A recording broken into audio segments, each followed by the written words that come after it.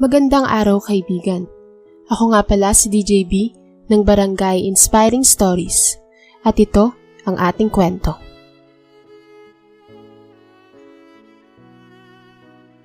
Resident doctor si Jude sa isang pampublikong ospital dito sa Maynila.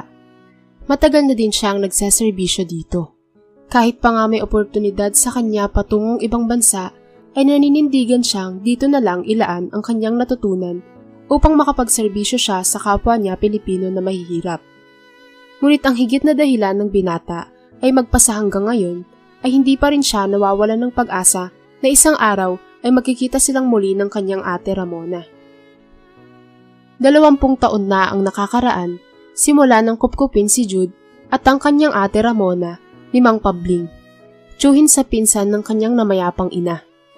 Uli lang lubos na ang dalawa sapagkat simula nang mamatay sa sakit ang kanilang ina ay tuluyan na silang iniwan at pinabayaan ng kanilang amang si Mang Fernan. Dahil nag-asawa itong muli at nagpakalayo-layo na sa kanila. Mula noon ay wala na silang naging balita pa dito.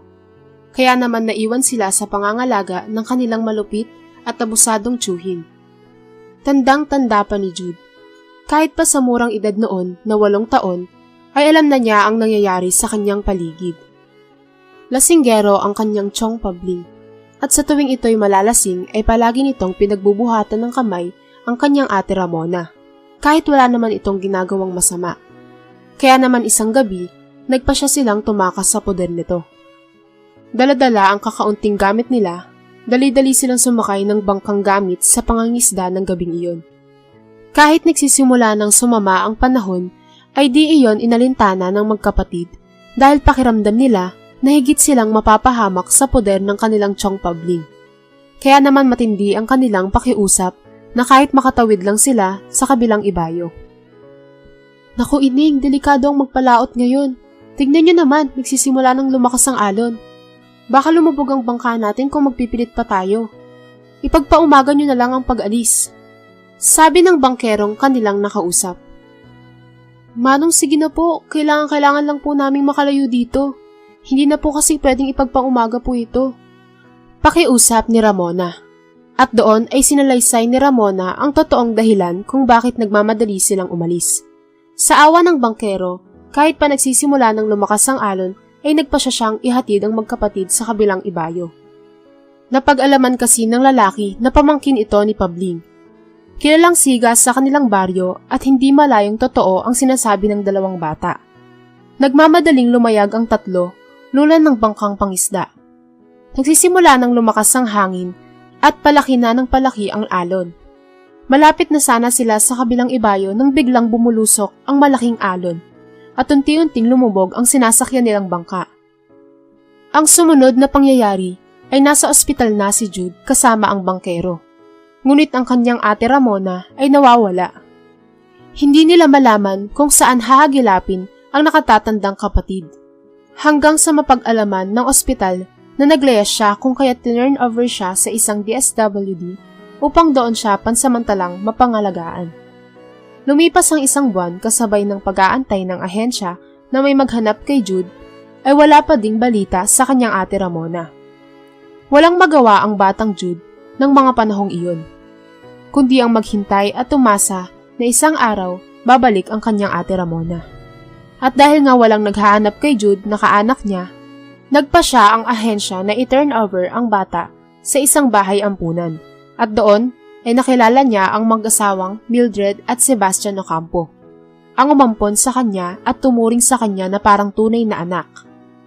Pinag-aral si Jude ng mag-asawa at nang makapagtapos siya, nagpa siya ang mag-asawa na mag-migrate na sa Canada. Pinapasunod siya ng mga ito, ngunit mas pinili ng binata na dumito na lang hanggat hindi niya pa nahanap ang kanyang ate Ramona. Kahit pa halos lahat ng tao ang sinasabi sa kanya ay baka patay na ang kanyang ate. Sabi ni Jude sa kanyang sarili, hanggat wala siyang nakikitang bangkay ng kapatid ay hindi siya mawawalan ng pag-asa na makikita niya itong muli. Napatigil sa pagmumuni-muni si Jude nang marinig ang kanyang pangalan. Paging Doc Ocampo, please proceed to emergency room. Doc Ocampo, into emergency room. Nang marinig ito ni Jude, ay dali-dali niyang tinungo ang emergency room, kung saan naabutan niyang nagkakagulo ang mga staff doon. Nakita niyang isang babae ang naghi-hysterical at nagmamakaawang tulungan ang kanyang anak na noon ay duguan. Agad na kumilos si Jude at tinasikaso ang pasyente. Doon ay napag-alaman niyang nagtangkang mag-suicide ang bata. Naagapan naman nila ito, ngunit wala pa ring malay ang pasyente dahil na rin siguro sa dami ng dugong nawala dito. Mrs., kinakailangan pong masalina ng dugo sa lalang madaling panahon ang inyong anak. Sabing iyon ni Jude sa babae. Dok, gawin niyo po ang lahat ng makakaya niyo. Ayoko pong mawala ang anak ko. Minsan na po akong nawalan ng kapatid at ayoko na pong maulit yun sa anak ko. Umiiyak na sabi ng babae. Tumango-tango lang si Jude na may kung anong kirot ang kanyang naramdaman pagkasabing iyon sa kanya ng babae. Ngunit bilang doktor, bawal sa kanila ang magpadala sa emosyon ng pasyente at kaanak nito. Tinapik-tapik na lamang ni Jude ang balikat ng ginang saka nagtungo na sa operating room. Ilang oras din ang lumipas at natapos na ang operasyon. Pagkalabas ni Jude ng operating room ay napansin niyang wala doon ang ina ng bata. Kaya naman pinakuha na lamang niya sa admitting ang profile ng pasyente upang malaman ang background ng bata at kung ano ang totoong nangyari.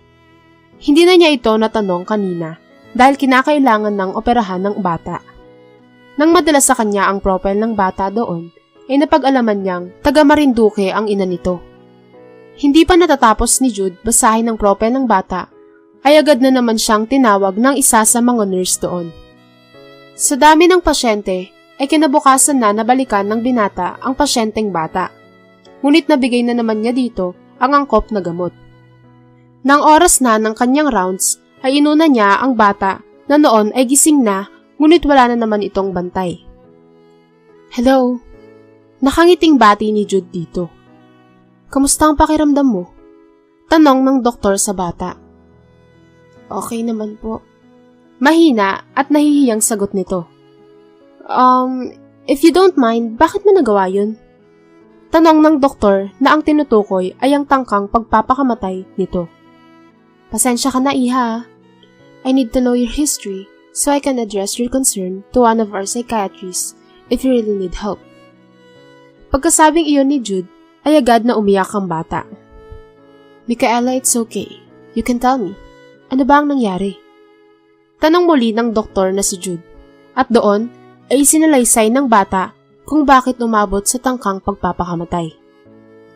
Nalaman ni Jude na wala sa bata ang focus ng ina nito, kundi sa kapatid na nawawala. Ang paghahanap din sa kapatid ang naging dahilan kung bakit sila iniwan ng ama ng bata. Sa narinig na iyon ng doktor, ay lalo siyang nagka-interes na kausapin ang ina ng bata at alamin ang buong kwento ng buhay nito. Hindi niya alam kung bakit, ngunit kinakabahan ang binata. Kaya naman pinaabangan niya ito sa guard upang magpang-abot sila at magkausap. Kinabukasan, tinungo ni Mildred ang opisina ni Dr. Ocampo kung saan inaantay siya ng doktor. Good morning po, Doc. Bati ni Mildred sa doktor. Salamat po pala sa pagligtas niyo po sa aking anak. Siya nga po pala, sabi po ng guard sa baba, gusto niyo daw po akong makausap? Opo, nanay. Gusto ko po kasing malaman ang history ng bata kung bakit po nagkaroon siya ng kaisipan na magpatiwakal. At kung pwede po sana, ay mapagtingnan siya sa isang espesyalista upang hindi na po ito maulit pa. Naku, Dok, ako po ang may pagkukulang sa anak ko na yan. Dahil hindi ko siya naaasikaso simula nang siya ay lumaki dahil sa paghahanap ko sa nakababata kong kapatid. Pagkasabing iyon ni Mildred ay nagsimula ng kabahan ng doktor.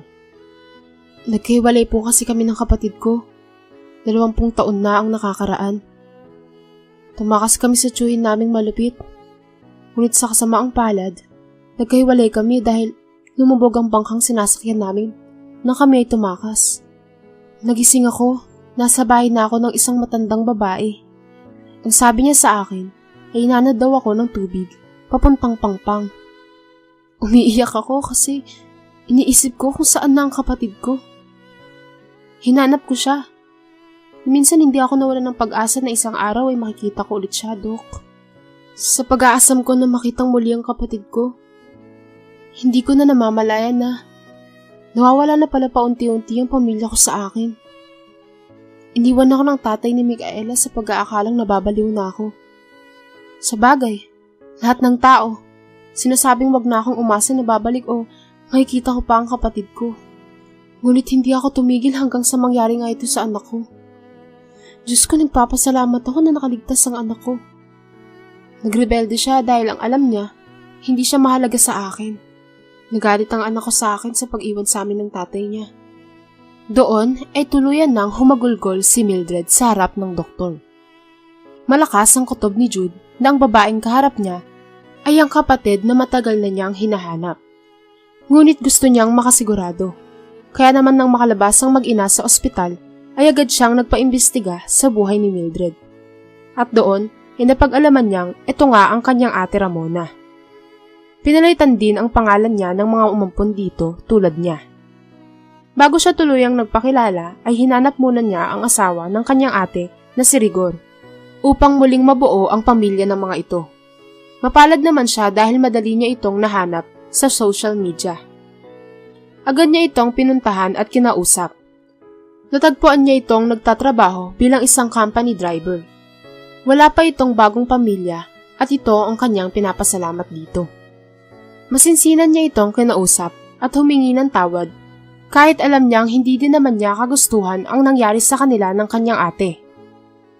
Nang makumbinsi ni Jude ang Kuya Rigor niya, ay agad na kinausap nila ang pamangking si Micaela.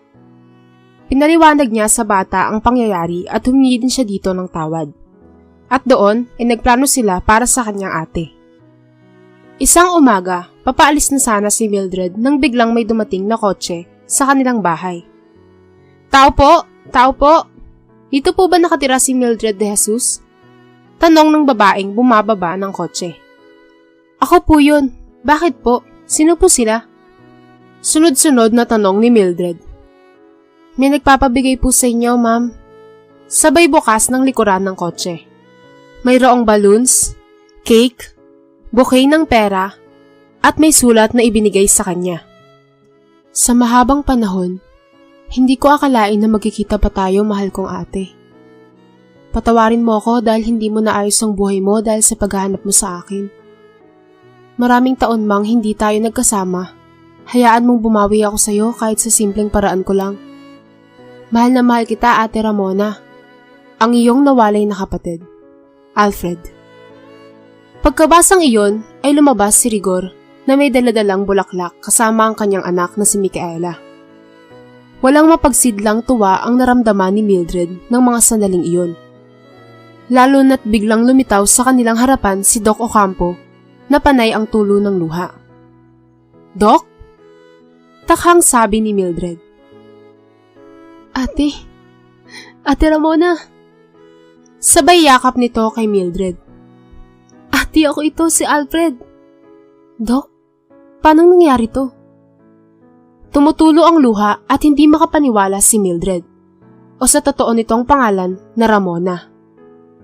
At doon ay isinalaysay ni Jude ang lahat ng pangyayari. Abot-abot naman ang pasasalamat ni Micaela sa kanyang tito Jude dahil sa pagtulong nitong muling mabuo ang kanilang pamilya. Niyakap ng bata ang kanyang tito habang nakatingin sa ama't ina nito, na noon ay masinsinang nag-uusap. Matapos ang araw na iyon ay muling nanumbalik ang sigla sa relasyon ni Mildred at Rigor kasama ng kanilang anak. Lumipas pa nga ang ilang buwan ay pansamantalang nagpaalam muli si Jude sa kanyang ate para naman bumisita sa taong kumupkop dito na kasalukuyang nasa Canada. Nangako ang binata na babalik siya at sa kanyang pagbabalik, isasama na niya ang pamilya ng kanyang mahal na ate. Bago tuluyang umalis si Jude, ay pinaayos niya muna ang puntod ng taong nag-aruga sa kanyang ate Ramona. Hindi man niya ito napasalamatan at nakilala ng personal, ay kahit sa simpleng pagpapaayos man lang ng libingan nito, ay maipakita niya ang lubos na pasasalamat niya sa pagmamahal na ibinigay niya sa nawalay na kapatid kahit hindi nito ito kadugo. Sa buhay natin, marami tayong mga dinadalangin sa Diyos na kung minsan ay pakiramdam natin ay hindi dinidinig ng may kapal. Ngunit tulad ng magkapatid na Alfred at Ramona, pinalitan man ang kanilang pangalan, dekada man ang lumipas, ay hindi sila nawalan ng pag-asa na isang araw, diringgin ng may kapal ang inaasam ng kanilang puso. Sa tamang panahon at sa tamang pagkakataon.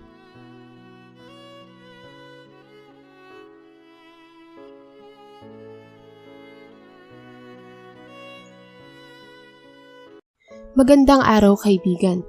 Ako nga pala si DJ